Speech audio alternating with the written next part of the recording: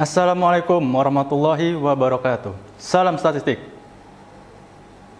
Selamat berjumpa kembali dalam Ujar, Umpam Mengajar. Saya, Eka Rima Prasetya dari Prodi S1 Akuntansi, akan menemani Anda sekalian dalam mempelajari materi ukuran letak. Materi ini akan disajikan sampai beberapa video ke depan. Jadi, jangan sampai terlewatkan. Pada pertemuan kali ini, materi utama yang akan kita pelajari adalah ukuran letak. Materi ukuran letak merupakan materi pertemuan ke-9 dari mata kuliah statistik deskriptif. Pada pertemuan sebelumnya, kita sudah mempelajari bagaimana cara membuat tabel distribusi frekuensi yang benar. Kemudian, setelah kita membuat tabel tersebut dengan benar, maka kita bisa lanjut menghitung ukuran tendensial sentral yang terdiri dari mean, median, dan modus. Tentu teman-teman sekalian masih ingat bagaimana cara menghitung nilai median data kelompok. Karena pada pertemuan hari ini, kita akan membahas terkait ukuran letak, di mana rumus yang digunakan tidak jauh berbeda dengan rumus saat kita menghitung median data kelompok. So, di manakah letak perbedaannya?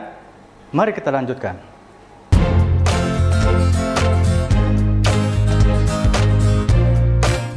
Saya Dr. Risa Broto Asmoro. Berikut tips menjadi wisatawan yang aman COVID-19 dan bertanggung jawab melindungi sesama. Pertama, selalu siapkan masker cadangan, hand sanitizer, dan tempat menyimpan masker sebelum berpergian. Kedua, ikuti protokol kesehatan yang diterapkan di tempat wisata yang kita kunjungi. Suhu badan harus di bawah 37,3 derajat Celcius. Mencuci tangan memastikan ribuan kuman yang ada di tangan kita mati dan tidak bisa menyebar lebih luas. Memakai masker dan menjaga jarak adalah cara terbaik untuk menekan resiko penularan COVID-19. Ketiga, ingatkan juga wisatawan lain untuk melakukan hal yang sama. Ingatkan mereka agar patuhi protokol kesehatan dengan lengkap. And for those who come from abroad, we welcome you with open hand, open heart, and open mind. Do please respect each other, care for each other, protect each other, and be a responsible guest. Follow the health protocols applied in Bali. It is meant to protect you, me, and the community. Bali is for you, for me, and for all of us. Salam sehat dari saya, sampai jumpa.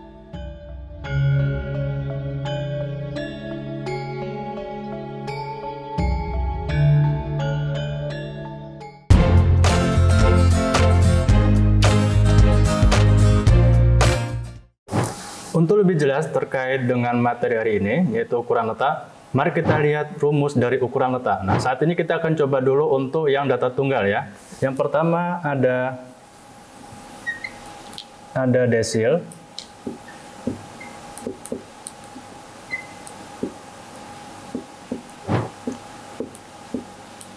I dibagi 10 dikali N ditambah 1.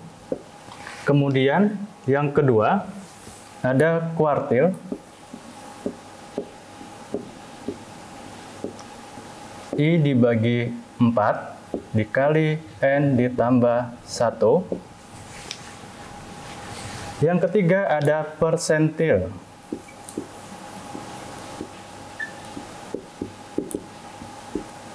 I dibagi 100 dikali N ditambah 1. Baik, jadi terlihat dari soal yang ada dan rumus yang ada di depan, yaitu terlihat ya, untuk desil ini kita bagi menjadi 10 bagian, kemudian nanti ada kuartil itu kita bagi menjadi 4 bagian, kemudian yang ketiga ada persentil. Nah, persentil ini kita bagi menjadi 100 bagian. Kemudian I ini apa sih? I ini adalah nanti contoh yang ada di soal, misalnya permintaan desil 3, berarti kita ganti I-nya 3, kemudian misalnya kuartil 2, gitu. Jadi kita ganti menjadi 2, misalnya nanti persentil 10, berarti kita jadi ganti I-nya menjadi 10. Nah, sedangkan N sendiri, ini nanti adalah banyaknya data. Jadi kalau misalnya di soal nanti ada 5 data atau 10 data, nanti menggunakan N-nya ini. Berikutnya kita akan coba terapkan di contoh soal ya. Untuk soal di sini kita bikin 10 data. Yang pertama ada 25,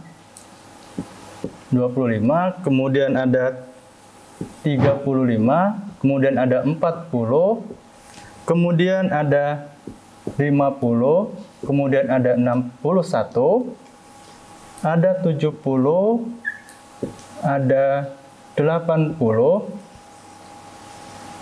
ada 88, kemudian 91 dan 95. Baik, jadi di sini ada soal, contohnya di sini adalah ada 10 data. Nih, ada 25 sampai dengan 95. Nah, perintahnya apa? Kita di sini mencoba mengerjakan yang kuartil misalnya. Jadi tentukan nilai kuartil 2 itu misalnya seperti itu ya. Kita cari kuartil 2-nya. Nah, tahapannya bagaimana? Tahapannya yang pertama, kita urutkan terlebih dahulu dari nilai paling kecil sampai paling besar. Nah, paling kecil di sini ada 25, kemudian ada 35, kemudian ada 40, kemudian ada 50, kemudian ada 61. Nah, ini untuk soalnya sudah berurutan. Jadi nanti soal itu biasanya tidak selalu berurutan ya. Jadi akan kita urutkan terlebih dahulu. 95.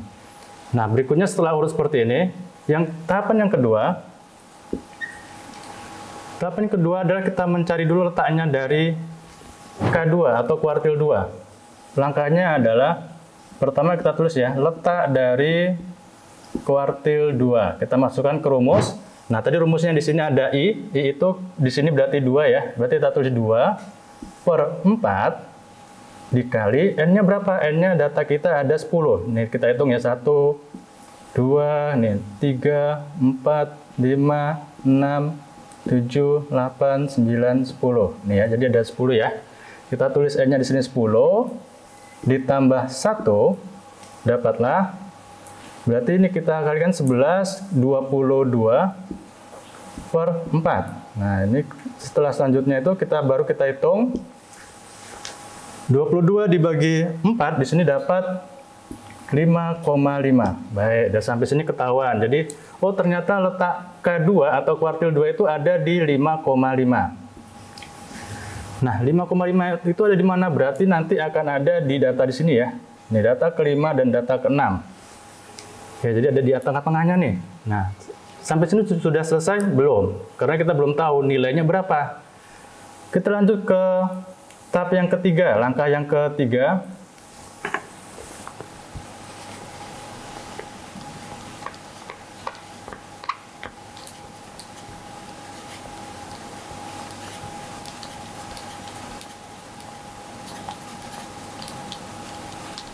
Langkah yang ketiga ini kita akan mulai menghitung nih. Tadi nilai K2-nya itu berapa? Caranya adalah di sini kita tulis ya, K2. Kemudian, nah kita tadi dapat data ke berapa nih? Data ke-5. Kita tulis data ke. Nah, di sini disingkat data ke-5 ditambah. Nah, di sini karena kita ambil 5, ini ada 0,5 ya. Jadi kita jadikannya adalah 0,5 seperti itu. Dapatlah ditambah 0,5 dikali data ke-6 dikurangi data ke-5. Data ke-6 dikurang data ke-5. Ya, baik. Nah, setelah kita tahu seperti ini, baru kita masukkan angkanya. Data ke-5 kita angkanya berapa di sini? 61. Kita masukkan 61 ditambah 0,5. Nah, data ke-6 kita berapa? 70. Kita masukkan 70. 70 dikurang data ke-5, 61. Oke, selanjutnya kita 61 ditambah, nah di sini 0,5 dikali dengan 70 dikurang 61, dapatlah 9. Baik, sampai di situ. Nah, setelah sampai situ kita lanjutkan yang berikutnya, 61 ditambah 0,5 dikali 9. Nah, jadi kita dahulukan perkalian ya. Dapatlah 4,5. Kita jumlahkan, dapatlah 65,5. Jadi, nilai K2 kita itu adalah 65,5. Nah, Ini teman-teman harus pastikan data ini benar nggak di antara data yang ini tadi, ini ya. Nah, kalau misalnya di sini adalah hasilnya 60,1 misalnya, ataupun 50 gitu, berarti perhitungan teman-teman ada yang salah. Kenapa? Karena letaknya itu harus ada di antara nilai kelima dan nilai keenam, yaitu 61 sampai 70. Nah, di sini sudah betul, karena nilainya ada di antara 61 sampai 70, yaitu 65,5. Baik, itu untuk data tunggal. Berikutnya kita akan masuk ke data kelompok.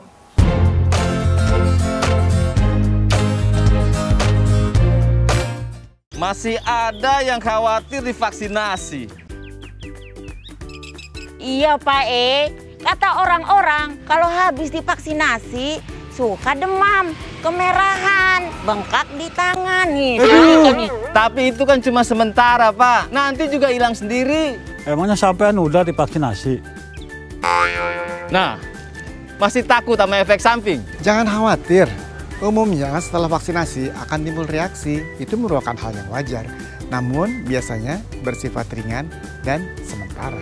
Setelah vaksinasi, jika terjadi nyeri, bengkak, atau kemerahan di tempat suntikan, kompres dengan air dingin. Jika demam, kompres atau mandi dengan air hangat. Perbanyak minum air putih dan istirahat. Serta minum obat sesuai anjuran. Laporkan semua reaksi atau keluhan yang dialami setelah vaksinasi ke nomor yang tertera di kartu vaksinasi. Ayo divaksinasi, tak perlu khawatir, vaksin yang digunakan aman dan berkualitas. Apa yang dilaksanakan pemerintah saya dukung luar biasa, dan saya mengharapkan masyarakat kita seluruhnya divaksinasi. Soalnya saya yakin sekali dengan diberikan bantuan vaksinasi, senang sekali. Teman-teman semuanya ya, apalagi yang lansia, yang muda, itu kan wajib kita sebagai umat dan sebagai masyarakat, mari kita ikuti aturan vaksin itu baik. Saya sendiri sudah vaksin 2 kali. Saya sehat. Mari kita taklukkan pandemi COVID-19. Sukseskan vaksinasi, tetap disiplin protokol kesehatan terutama 3M. Memakai masker, menjaga jarak, dan mencuci tangan. Kesehatan pulih, ekonomi bangkit.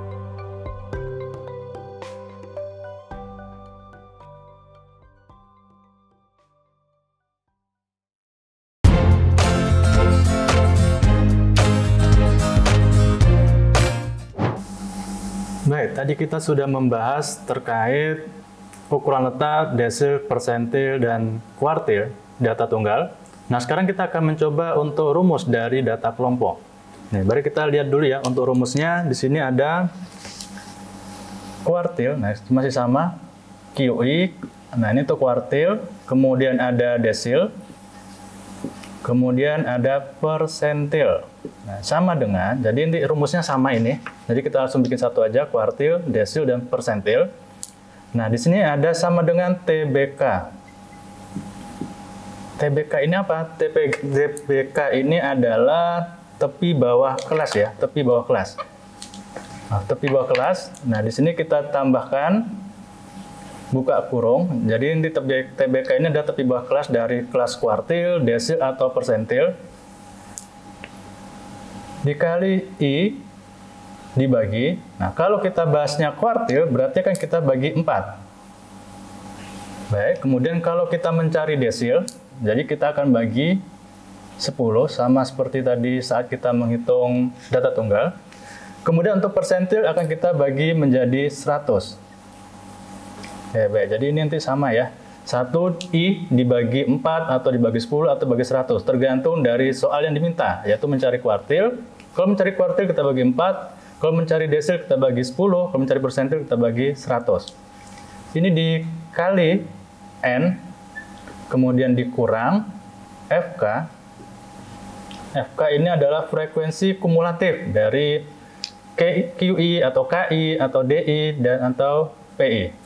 Ini tutup kurung dibagi F. Ini frekuensi kelas dari kuartil, desil, dan persentil.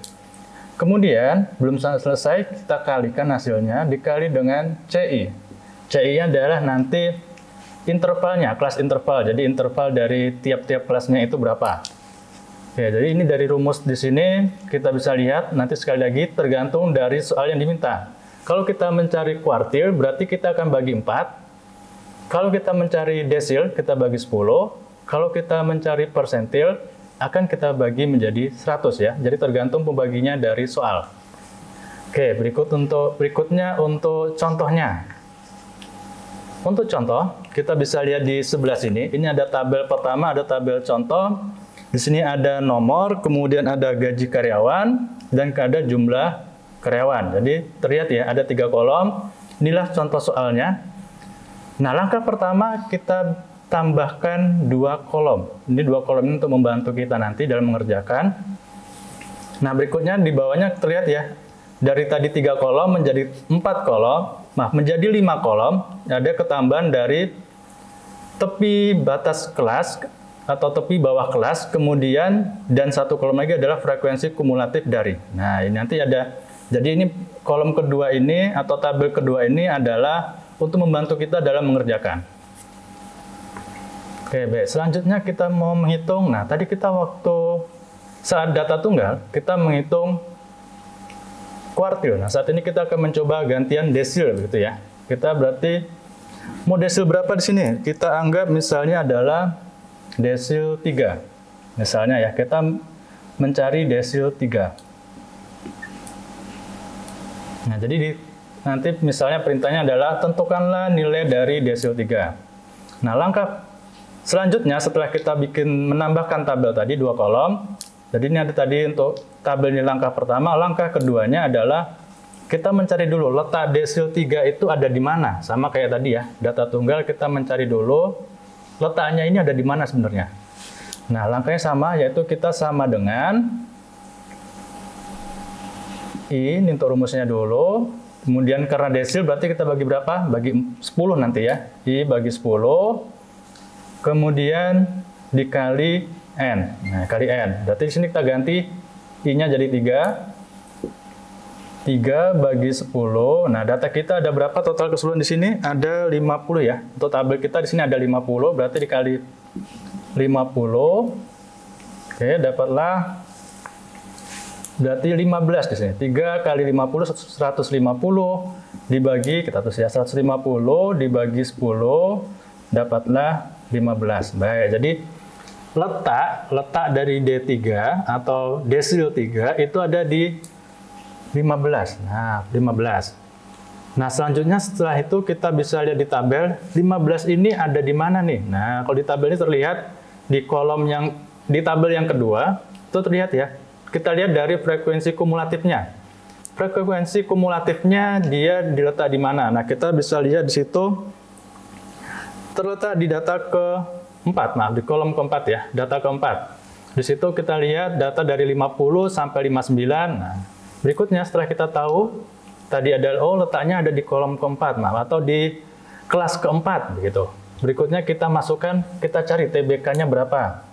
Ini langkah yang berikutnya kita mulai menghitung TBK-nya dapatlah di sini sebesar 49,5 ya, karena batas bawahnya 49,5. Kemudian kita dapat FK frekuensi kumulatifnya. Ini jadi frekuensi kumulatif sebelumnya itu dapat 10. Baik, kemudian untuk frekuensinya, jadi kita butuh lagi satu lagi ya, ada butuh F-nya. Nah, di sini dapat angka 8. Nah, sedangkan CI-nya berapa? CI-nya berarti jaraknya, tadi 50 sampai 59. Nah, seperti itu, jadi ada 10 jaraknya. CI sama dengan 10. Oke, kita sudah dapat ya, TBK-nya 49,5, kemudian FK-nya 10, kemudian F-nya ada 8, CI-nya ada 10. Nah, berikutnya apa langkah selanjutnya? Kita masukkan ke dalam rumus ketiga ya. Langkah ketiga. Langkah ketiga kita masukkan ke dalam rumus. Tadi kita masukkan ke rumus yang di atas. Sekali lagi ya, desil, karena kita soalnya adalah desil, berarti kita ganti desil. D3 sama dengan, nah TBK. TBK-nya berapa nih? TBK-nya 49,5. Kita masukkan 49,5 dikali, nah tadi kita ada I-nya. I-nya berapa? 3, berarti 3 dibagi kita desil ya, desil berarti baginya berapa? 10. Nah, kalau perintahnya kuartil berarti bagi 4, sedangkan kalau persentil dibagi 100. Karena perintah kita desil, jadi kita bagi 10. Dikali 50. Nah, ini akan kita kurang, tadi N-nya ya, N kita ada 10, maaf ada 50, sesuai dengan datanya. Sekarang kita kurangin dengan FK. FK-nya berapa? FK-nya ada 10 di sini. 10. Oke, ini kita bagi. Nah, pembaginya berapa? Pembaginya adalah F. F-nya dapat angka 8. Berarti kita bagi 8. Terakhir dikali CI. CI kita 10. Karena jarak dari interval 50 ke 59 itu ada 10 ya. Dikali 10. Oke, baik. Dari sini terlihat sudah ya. Jadi dari rumusnya, tadi TBK-nya dapat 49,5. Kemudian I-nya kita rubah jadi 3 karena desil 3, kemudian dibagi 10 karena dia desil, kemudian dikali 50 dan dikurang 10, dibagi 8, dikali 10. Nah, berikutnya kita coba hitung, 49,5,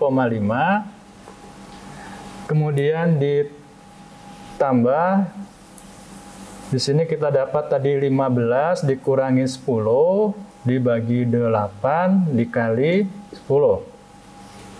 Oke, selanjutnya 49,5 ditambah 6. Ini kita bagi dulu baru kita kali ya. Hasilnya tuh 6,25. Jadi 5 bagi 8, kemudian baru kita kalikan 10. Nah, sehingga dapat hasilnya adalah 55,75. Jadi desil kita berapa? Desil 3 itu adalah 55,75. Oke. Langkah berikutnya apa nih setelah selesai? Kita harus pastikan terlebih dahulu. 55,75 ini ada di kelas tadi yang di kolom yang di tabel kedua ini. Tadi tabel kedua kita lihat di situ ada dapat di kelas ketiga ya. Kelas ketiga di situ ada 50 sampai 59. Nah, ternyata dia masuk. Jadi karena dia masuk di kelas tersebut dan dia ada tadi di batas bawahnya ini, berarti nilai D3 atau hitungan dari saudara dan teman-teman sekalian itu benar. Nah, jadi kayak kalau ini misalnya hasilnya ya, ini kalau misal hasilnya itu dia 70, berarti perhitungannya salah. Baik, untuk perhitungan kali ini kita sampai di sini.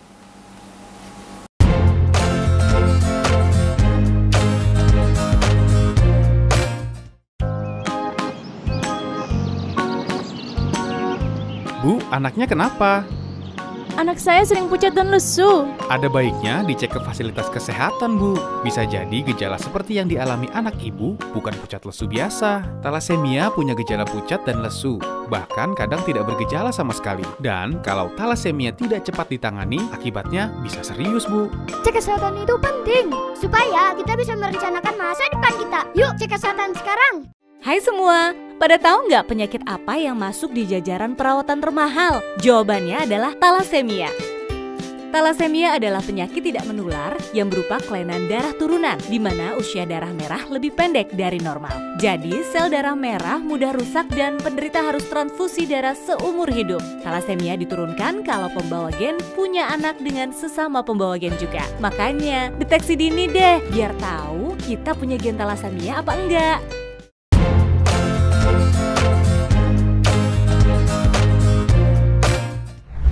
Berdasarkan materi yang telah kita pelajari di atas, dapat disimpulkan bahwa ukuran letak digunakan untuk mengetahui letak atau pembagian dari suatu kumpulan data. Pembagian itu sendiri bisa dalam kuartil yang akan dibagi menjadi 4 bagian, desil menjadi 10 bagian, dan persentil menjadi 100 bagian dengan distribusi yang sama. Kalau kita ambil contoh misalnya dalam satu kelas terdapat 50 mahasiswa dan akan kita lakukan pembagian kelompok, maka kita bisa membaginya menjadi 4 kelompok, 10 kelompok, dan 100 kelompok, dan mencari letak yang ingin kita ketahui. Sekian penjelasan materi dari saya, sampai ketemu di sesi berikutnya dengan materi yang berbeda. Selalu semangat untuk belajar dan selalu berbagi ilmu untuk yang lain. Salam statistik, salam ujar, Assalamualaikum warahmatullahi wabarakatuh.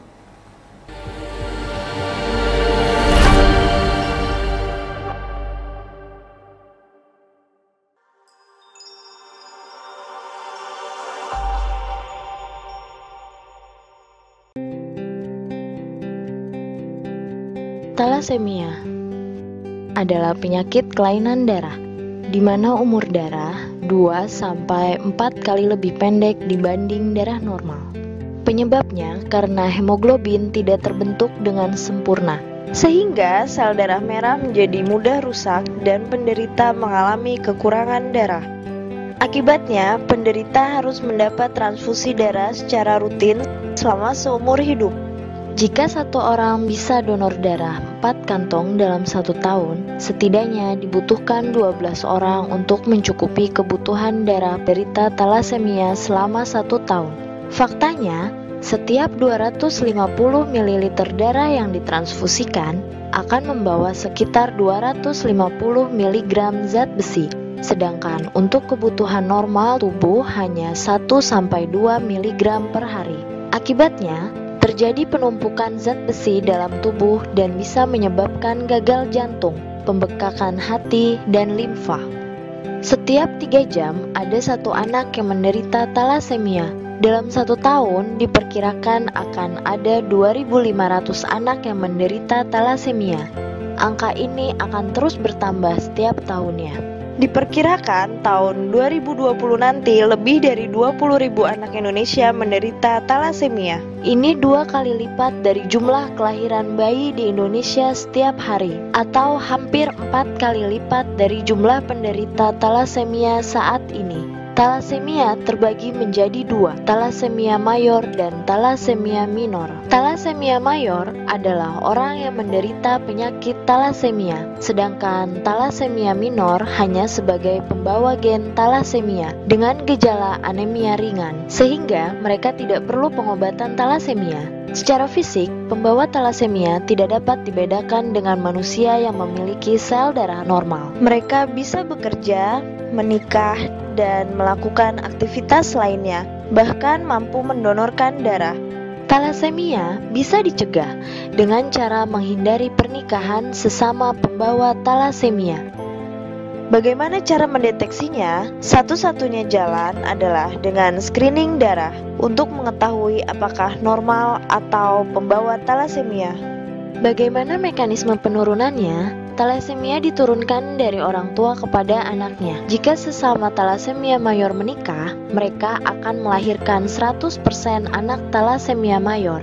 Jika talasemia mayor menikah dengan pembawa talasemia, maka akan melahirkan 50% anak talasemia mayor.